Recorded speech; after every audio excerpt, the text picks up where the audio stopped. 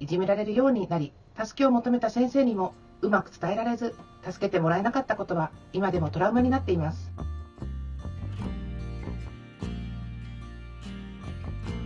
ゆりのマインドセットのゆりです。私のチャンネルへようこそ。今日はコミュニケーションがうまくなる方法をお伝えします。あなたは初めての人に会うときや新しいコミュニティに入ったとき、なかなか友人や親しく話す相手が見つからない人ではないですか？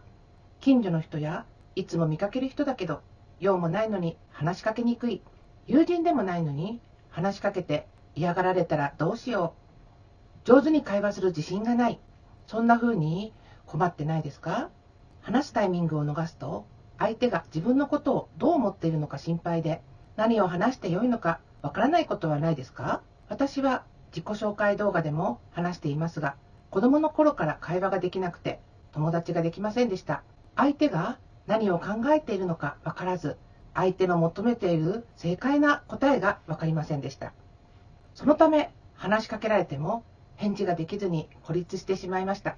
まともな会話ができずにいじめられるようになり、助けを求めた先生にもうまく伝えられず、助けてもらえなかったことは今でもトラウマになっています。そんな私がコミュニケーションお化けと言われるに至った秘訣を今回お伝えします。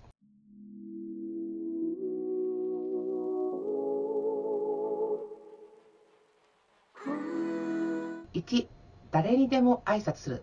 初対面でうまく話せない人は思っている以上に多いです。私も会話を苦手としていたので緊張でガチガチになっていました。でもよほどの人を除いて実はみんな緊張しているのです。よほどの人は参考にならないので置いておいて、ほとんどの人は自分と仲良くなれる人がいるか、話しやすい人はいるか、誰か話しかけてきてくれないかと、あなたと同じことを考えています。あなたに話しかけてこないのは相手も緊張しているからなんです。頑張って話しかけても無視されたらどうしようと考えていないですか？そんなことを思っていると自分からどうやって声をかけるか躊躇して結局無言になります。その日はみんな仲良く話している人がいなくても翌日以降少しずつグループができてきますよね。出遅れると余計に話すタイミングがつかめなくなります。タイミングに遅れを取らないために一番大切なのが挨拶です。何か気の利いたことを言わないといけない。会話が苦手な人は難しく考えている人が多いと思います。でも実はそんなことは誰も期待していません。会話のきっかけには挨拶が一番なのです。もしできるなら笑顔で挨拶しましょう。私が最初に始めたのも挨拶です。おはようございます。こんにちは。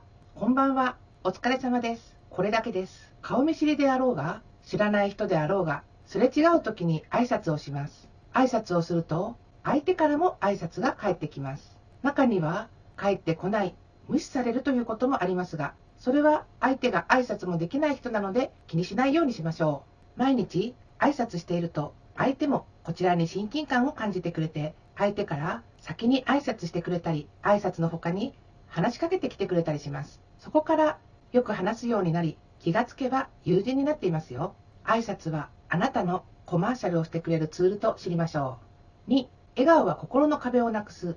私がフラダンスを習っていた時の話です。私の職場では大人数での飲み会が多かったです。そういう時に場を盛り上げたり、一発芸ができて、みんなを楽しませることのできる人って必ずいますよね。私はそういうことができる人に憧れました。私には秀でたものもないし、一発芸みたいなものも持ち合わせていないから、何もできないと思っていました。そんな時にたまたまゴミ出し中に会った近所の人がフラダンスを始めたという話になり、とても楽しいから一緒にやりませんかと言われました。フラダンスを習いたいとか考えたことがなかったのですが、もしかしたら飲み会の一発芸にできるかもと思い始めることにしました。不純な理由ですね。フラダンスはゆっくり踊るので簡単かと思いましたが、意外に難しく、みんな踊ることに集中して怖い顔で踊っていました。フラダンスの先生が、フラダンスはスマイルですよ。もっとスマイル、笑顔で踊ってと言いましたが、みんな、いやいや無理です。踊るので精一杯。なかなか笑顔にならなかったです。ある日、そのうちの一人が笑顔で踊り出しました。ちょっと引きつった笑顔でしたが、みんなもびっくり。A さんすごい、笑顔が素敵。みんなが A さんを褒めました。それで、私も笑顔頑張る。と、みんな笑顔を意識しました。B さんの笑顔も素敵。C さんの方が上手ですよ。D さんはプロみたいな笑顔ですね。笑顔で踊っているとみんなフラダンスも上手になりましたね。不思議なのがみんなが笑顔を意識しだしたら会話も弾むようになり楽しく練習ができるようになったことです。笑顔のパワーは素晴らしいです。踊りに自信がない時やステップを間違えた時に最高の笑顔でいると上手に踊っているように見えるのです。笑顔を意識するとみんな仲良くなるのです。余談ですがフラダンスはしっかりと飲み会の一発芸で披露しました。その後話したことのない人たちからすごいねと話しかけてもらいました。3、会話はキャッチボール。